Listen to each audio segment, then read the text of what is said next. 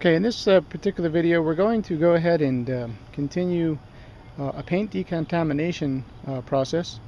This particular car was freshly washed and we did a detailing clay on the right side of the hood, and now we're going to proceed to go ahead and use a paint cleanser. Keep in mind that the detailing clay does a great job at removing above surface bonded contaminants, but generally it doesn't get any embedded contaminants, and that's what the paintwork cleanser is for. There are a number of paintwork cleansers on the market. Pinnacle makes a good product. P21S makes a good product. Here we're going to use P21S paintwork cleanser, and some Meguiar's sponge pads. They work just fine. And we have some water. Typically the water is used to prime the pad. You want to have the pad be moist, and then you're going ahead and just follow the directions. Take the paintwork cleanser, you'll put it on the pad, and you'll rub it on the paint, and we'll go ahead and see our results. Okay, we're ready to begin. You're going to simply start out with a Meguiar's sponge, some water. You want to mist the pad a little bit. You want to have it be a little damp. You don't want it to be soaked. Just go ahead and mist it. Make sure it's wet. Again, in this case, we're using P21S paintwork cleanser. It's a good idea to go ahead and shake the product. Typically, these sit on the shelf for long periods of time. And you're going to go ahead and put a little bit of product on the pad. Not too much, and then you're going to go ahead and nice back and forth motions. You're going to go over the paint with it. And again, just like we did with the detailing clay, we're going to do a section at a time. You don't want to do too large of a section, otherwise the product will start to dry too quickly. So just go back and forth nicely over the section. And again, the purpose of this step is to go ahead and rid your paint of those embedded contaminants that you can't get via normal washing step or via the detailing clay step. You don't want to apply too much pressure, and you don't want to use circular motions. Typically people will use circular motions in this step, but we want to minimize any sort of swirling. Often when waxing a car, for example, one will go ahead and do the whole hood, and then they'll go ahead and let that dry, depending on manufacturer's recommendations.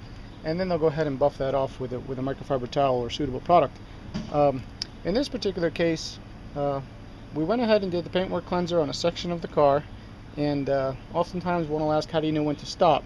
Well, you need to really use your best judgment. In this particular case, we were doing it back and forth a few times, and then I noticed that the product was starting to dry, and at that step I stopped. The product now has dried, and we can go ahead and buff off that section and then proceed to another section.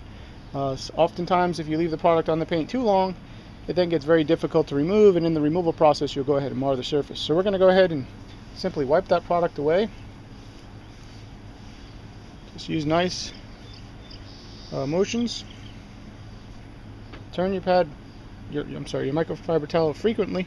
Will ensure that you'll get most of the product off nicely.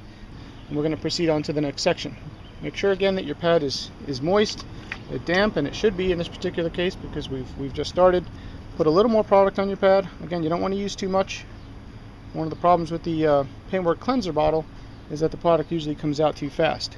And so now we're going to move on to another section here.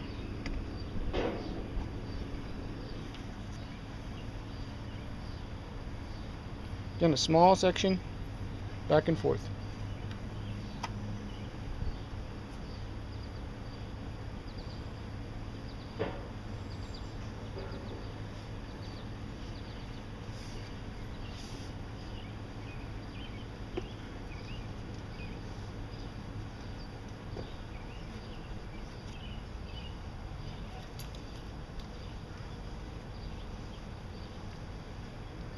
Now we see that the product is starting to dry on the paint. Take our towel, we'll go ahead and buff it off. In this particular case, we didn't wait really any time between our use of the product and our buffing it off, and so removing all of the product is no problem. And what you'll see as you do this, keep in mind that you've done a washing step, a detailing clay step, and now you're using a paint cleanser.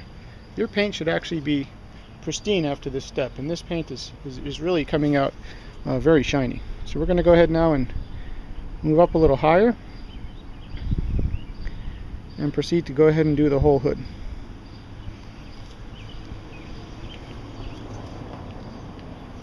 again, a little bit of product, small section, back and forth motions, nice firm motions.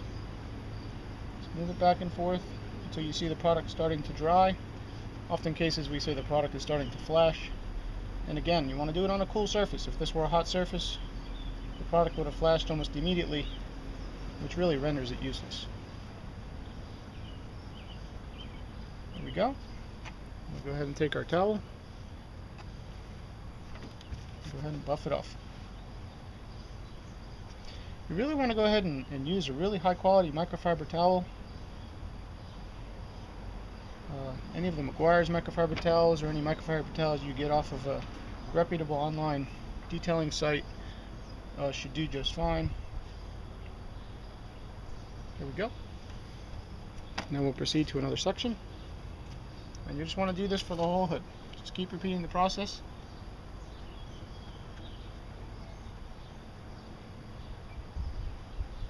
And of course, after the use of the detailing clay and the paintwork cleanser, aside from getting all of the above surface bonded contaminants and embedded contaminants off of the paint, we've undoubtedly gone ahead and stripped off any sort of sacrificial protection that this paint had. So you're going to have to use a last step product after you go ahead and finish your paintwork cleanser step.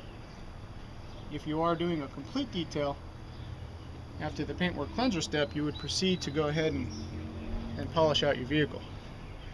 This particular vehicle doesn't have many swirls. Whatever swirls it does have are absolutely minimal.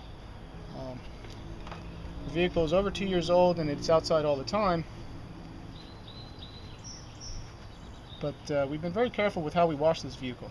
We typically wash it every week using the 2-bucket wash method and a very high quality wash mitt with very high quality soap and a nice drying towel, and that has really enabled the paint finish to stay pretty pristine over the years.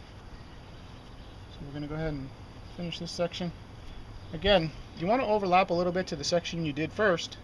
This way you can ensure yourself that you're getting the whole hood.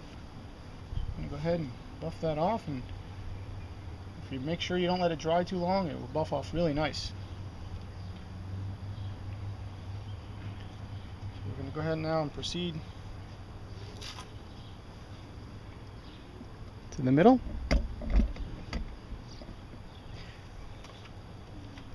And what you realize is that the process is neither difficult nor does it take too long. Nice back and forth motions. Oftentimes you'll hear in the sponge you're using, you'll hear it starting to roughen a little bit as you do it, and that's an indication that the product is starting to dry. So we have this little section here to complete at the top of the hood, and we'll be done. One thing you'll be able to do after you're done is you could always compare a new pad to an old pad. In this particular case, as I mentioned, I didn't expect many embedded contaminants, but really if you look at the two pads, aside from the fact that we have product here, there are indications on the pad that we do have embedded contaminants. As a matter of fact, the pad does have a bit of residue, soiled residue, and those are the embedded contaminants. Again, we washed it and we clayed it, and we're still going ahead and getting out contaminants. At this point, this paint is as clean as it's going to get, and it's perfectly prepared for the last step product. You can either use a wax or a sealant depending on your preference. Keep in mind that a sealant typically bonds to the paint. It's a little bit longer lasting. It also offers a bit more reflective shine, whereas a carnauba will give you more depth, but it doesn't last as long.